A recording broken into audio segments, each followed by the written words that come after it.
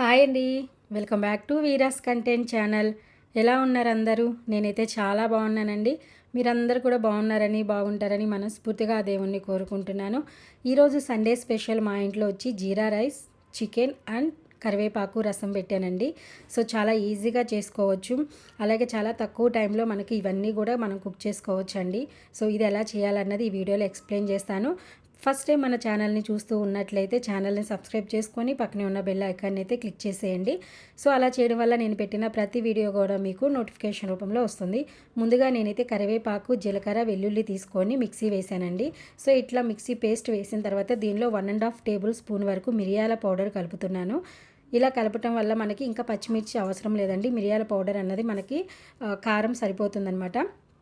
So దీనికోసం ఒక గిన్నె అయితే పెట్టుకున్నాను. దానిలో ఆయిల్ వేసుకొని ఆయిల్ వేడైన తర్వాత మనం ముందుగా రెడీ చేసుకున్న కరివేపాకు పేస్ట్ అయితే మనం వేసేయాలండి. చూడండి ఇట్లా. సో వేసి ఇది పచ్చి వాసన పోయేంత వరకు కూడా దీన్ని మనము ఫ్రై చేసుకోవాలి. సో అలాగే మన వీడియో మాకు చూస్తూ ఉన్నట్లయితే లైక్ చేయండి. మీరు లైక్ చేస్తే మా వీడియో అన్నది వేరే వాళ్ళకు కూడా షేర్ అవుతుంది. సో ఇది పచ్చివాసన పోయిన తర్వాత దీంట్లో కొంచెం పసుపు వేసానండి. పసుపు కూడా వేసి మనము కలుపుకోవాలి మొత్తం కలిసేలా. సో దీంట్లో మనం పచ్చిమిర్చి వేయాల్సిన అవసరం లేదు, ఆనియన్ కూడా వేయాల్సిన అవసరం లేదు. అండ్ ఇది నాన్ వెజ్లో అయితే సూపర్ టేస్ట్ అయితే ఉంటుందండి. దీనికోసం నేను ఇట్లా 2 టేబుల్ స్పూన్ వరకు చింతపండు గుజ్జు అయితే వేస్తున్నాను. సో చింతపండు గుజ్జు అన్నది నెలకి సరిపడా నేను తయారు చేసి పెట్టుకుంటాను. లేకపోతే మనము చింతపండు నానబెట్టుకొని ఆ రసాన్ని కూడా యాడ్ చేసుకోవచ్చు. తర్వాత 2-3 గ్లాసెస్ వరకు వాటర్ యాడ్ చేసుకుంటున్నాను చూడండి. సో ఇట్లా 2-3 గ్లాసెస్ వాటర్ యాడ్ చేసుకొని ఒక పొంగు వచ్చే వరకు కూడా దీన్ని మనం ఉడికించుకొని పక్కన పెట్టేసుకుందాము. అంతేనండి, కరివేపాకు రసం అయితే రెడీ అయిపోయింది.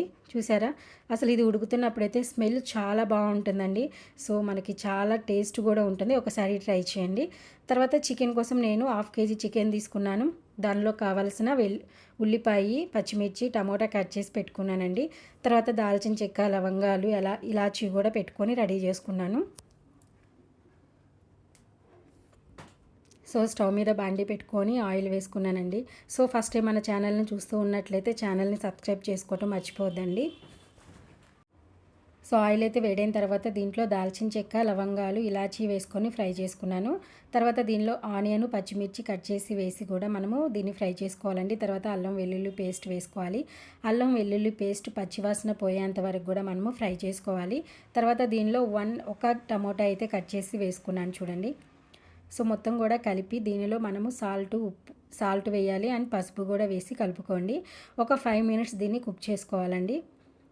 సో చాలా టేస్ట్ అయితే ఉంటుందండి. మనకి జీరా రైస్ కూడా చాలా సింపుల్గా చేసుకోవచ్చు. అలాగే ఈ 3 కాంబినేషన్ కూడా సూపర్ ఉంటుంది. ఒకసారి మీరు అందరు కూడా ట్రై చేయండి. చూసారు కదా, ఇట్లా మనకి కొంచెం హాఫ్ బాయిల్ అయిన తర్వాత దీనిలో కారం అన్నది యాడ్ చేస్తున్నాను. 2 టేబుల్ స్పూన్ కారం యాడ్ చేసి చికెన్ యాడ్ చేస్తున్నానండి. యాడ్ చేసి మొత్తం కలుపుకొని దీన్ని ఒక 10-15 మినిట్స్ మనము ఉడికించుకుందాము చికెన్ని.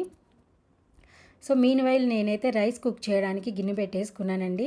సో ఇట్లా గిన్నె పెట్టుకొని దీనిలో 1 టేబుల్ స్పూన్ వరకు బటర్ యాడ్ చేస్తున్నాను. సో బటర్ యాడ్ చేయడం వల్ల మనకు జీరా రైస్ చాలా టేస్ట్ అయితే వస్తుందండి. అలాగే 1 టేబుల్ స్పూన్ వరకు జీలకర్ర యాడ్ చేసి దీన్ని ఫ్రై చేసుకున్నాను.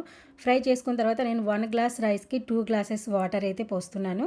కొంచెం సాల్ట్ సో వాటర్ అయితే బాయిల్ అయ్యేంత వరకు కూడా వెయిట్ చేద్దామండి.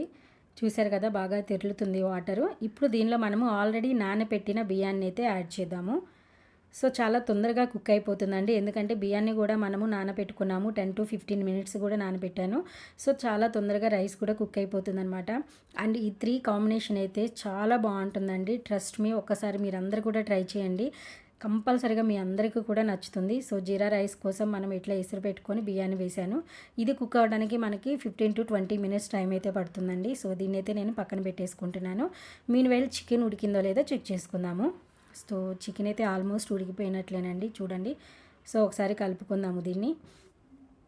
దీనిలో 1 టేబుల్ స్పూన్ వరకు జీరా పౌడర్ అండ్ 1 టేబుల్ స్పూన్ వరకు గరం మసాలా వేసి మొత్తం కలిసేలా కలుపుకుందాము. సో చాలా టేస్ట్ అయితే ఉంటుందండి. తప్పకుండా ట్రై చేయండి. అలాగే దీనిలో 2-3 టేబుల్ స్పూన్ వరకు ఎండి కొబ్బరి పౌడర్ అనేది యాడ్ చేస్తున్నాను. సో నాకు చాలా ఇష్టం అండి ఇట్లా కొబ్బరి పౌడర్ నాన్ వెజ్ కర్రీస్లో వేయడం. దట్టు చికెన్లో అయితే చాలా టేస్ట్ వస్తుంది కర్రీ. సో మనం ఎండి కొబ్బరి పౌడర్ కూడా వేసాము. సో మనకి చికెన్ కూర కూడా రెడీ అయిపోయింది. చూసారు కదా. సో చికెన్ రెడీ అయిపోయింది అండ్ కరివేపాకు రసం కూడా రెడీ అయిపోయింది చూడండి.